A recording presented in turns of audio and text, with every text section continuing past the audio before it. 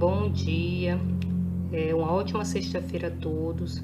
Quero aproveitar aqui e desejar um excelente final de semana a vocês. Nós temos hoje o nosso último trabalho, que é História, tá? Então, nós vimos um conteúdo que foi a abolição da escravatura, tá? Então, vocês vão criar um mosaico, tá? Que simboliza a abolição da escravatura, tá? Mas, tio, o que é um mosaico? Vocês estão visualizando 3 imagens, né? 3 telas aí à frente de vocês, tá? Então, essas 3 telas, elas foram feitas, né? Produzidas com a técnica do mosaico, tá? E o mosaico, turma, é uma forma de arte, ok? Ou seja, ela vai envolver esses pequenos pedacinhos que vocês estão visualizando aí na tela, tá? Para criar um padrão, ok? E esse padrão ele pode ser abstrato ou representacional. Essas 3 imagens, essas 3 telas que vocês estão visualizando, elas são representacionais, tá? Elas representam, simbolizam a cultura africana, ok? Então, essa técnica é uma técnica muito antiga, tá? E o material que sempre foi utilizado desde a antiguidade foram vidros, pedras, tá? Azulejo, conchas, tá? Trazendo para a escola, nós utilizamos muito quando vamos produzir o mosaico em artes, usamos o papel colorido, tecido, pedacinhos de EVA, tá? Então, essa técnica, ela é uma das técnicas mais utilizadas, tá? Desde a antiguidade até os dias atuais também, ok? Então, turma, o trabalho de história será a confecção do mosaico de vocês, tá? E esse mosaico, ele tem que simbolizar a abolição da escravatura, ok? Depois que vocês produzirem o mosaico, vocês vão fazer um vídeo, tá? Apresentando o mosaico de vocês, mostrando como foi feito, né? Confeccionado esse mosaico, o material que vocês utilizaram, tá? E comentar o que é a abolição da escravatura, né? E a importância desse movimento aqui no nosso país, tá? Então, esse é o trabalho de história de vocês, tá? As atividades extra, turma, no livro de reforço, tá? Então, da página 191 a 94 foram os conteúdos que nós já vimos, tá? Então, na 191 vocês vão encontrar o tema as mudanças trazidas pelo café, tá? Então, vocês vão ler cada uma das questões e responder. Na primeira questão, vocês têm para completar as frases com as palavras do quadro. Então, no quadro vocês vão encontrar as palavras São Paulo, sabão, cidade, bebidas, indústrias e tecidos. Essas palavras vocês vão completar as frases A, B, C, ok? Na segunda questão, o café favoreceu a construção de obras importantes na cidade de São Paulo. Troque os números pelas letras e descubra que obras foram essas, tá? Então, vocês vão fazer a troca e descobrir, tá? Qual foram essas importantes, né? Obras realizadas na cidade de São Paulo, ok? Na terceira questão, da página 192, vocês vão procurar no diagrama quais os tipos de indústrias os fazendeiros paulistas começaram a abrir com a expansão do café, tá? Então, são 4 palavrinhas que vocês vão procurar nesse diagrama, ok? Na quarta questão, vocês vão trocar cada letra por sua sequência no alfabeto, tá? E vão descobrir o produto que favoreceu a abertura de várias indústrias. É bem simples essa questão aqui, tá? É só fazer a troca. Na quinta, vocês vão seguir as coordenadas do quadro A. Vocês têm um quadro A, né? Com uma indicação de coordenadas. E no quadro B, vocês vão descobrir quais os estados se localizava a maior parte das indústrias, tá?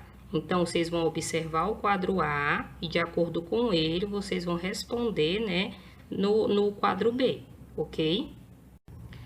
Na página 193, nós temos o desenvolvimento socioeconômico, tá? Então, na primeira questão, vocês vão pintar com a mesma cor os quadros que juntos se completam em formas afirmativas corretas, tá? Então, no primeiro quadro tem o seguinte: a cidade do Rio de Janeiro cresceu bastante. Visconde de Mauá no segundo quadro. No terceiro, a cidade de São Paulo cresceu muito. No quarto, devido ao progresso da cultura do café e à chegada dos imigrantes. No quinto, devido ao comércio. E no último quadrinho, foi o mais destacado brasileiro a investir em novidades, em novas atividades econômicas, tá? Então, vocês só vão marcar, pintar, né, com a mesma cor, os quadrinhos que juntam formam as afirmativas corretas. Na segunda questão, que tipo de indústria mais cresceu no Brasil? Tá? Então, nós vimos a indústria têxtil, a metalúrgica, tá? Então, qual foi a indústria que mais cresceu? Foi a metalúrgica, a têxtil, a alimentícia, tá? Então, vocês vão responder a opção correta, tá? Na terceira tem o seguinte: o que ela produzia? Dependendo da indústria que você responder na segunda, o que é que essa indústria produzia, tá? Na quarta questão, encontre no caça-palavras os centros urbanos mais importantes no Brasil, tá? Que centros urbanos eram mais importantes, tá? Então, eram cidades, tá? Que eram importantes. E vocês, então, vão procurar, tá? Aqui no diagrama de vocês, tá? Nesse caça-palavra de vocês. Não é diagrama, não, né? Só é um caça-palavras, tá? Na quinta, turma, porque as cidades do quesito anterior foram os centros urbanos mais importantes do Brasil?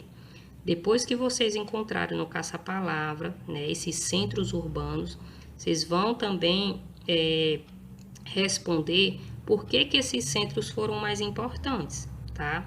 Lembrando que essas cidades, né, foram portuárias, tá? Então, ela tinha uma grande transição de comércio, tá? Tanto de importação quanto de exportação, só dando uma dica aí para vocês, tá? Na sexta, turma, vocês vão pintar uma letra sim e outra não e descobrir as cidades que mais se desenvolveram com o crescimento econômico, tá? Então, pinta uma letra sim e outra não, uma letra sim e outra não, e vocês vão acabar descobrindo, né, que cidades foram essas, tá? Na página 194, turma, tem a sétima questão, onde vocês vão colocar verdadeiro ou falso. Então, vocês vão fazer a leitura, né, e dizer se essa a afirmação é verdadeira ou falsa, tá? Na oitava, vocês vão desembaralhar as letras, descobrir os centros urbanos mais importantes daquela época e depois vão escolher um e fazer um comentário sobre a sua importância, tá? Na nona, vocês vão pesquisar e escrever, tá? É uma pesquisa aqui. Que fato importante ocorreu no reinado de Dom Pedro II, tá? Então, vocês vão pesquisar que fato importante foi esse. Na décima, vocês vão explicar por que o brasileiro Irineu Evangelista de Souza foi importante para o Brasil e que razão levou a receber o título de Barão de Mauá aqui, tá? Lembrando, turma, que ele teve muita influência, né, no desenvolvimento socioeconômico durante o império do Dom Pedro II, tá? E ele recebeu esse título, né, pelo fato, né, dele ter destacado, né, como investidor em novas atividades industriais e econômicas no nosso país, tá? Então, o fato dele ter recebido esse título é pela inovação que ele teve, que ele fez aqui em nosso país, tá? Essas atividades, turma, como são uma quantidade maior, tá? Elas podem ficar no final de semana de vocês, tá?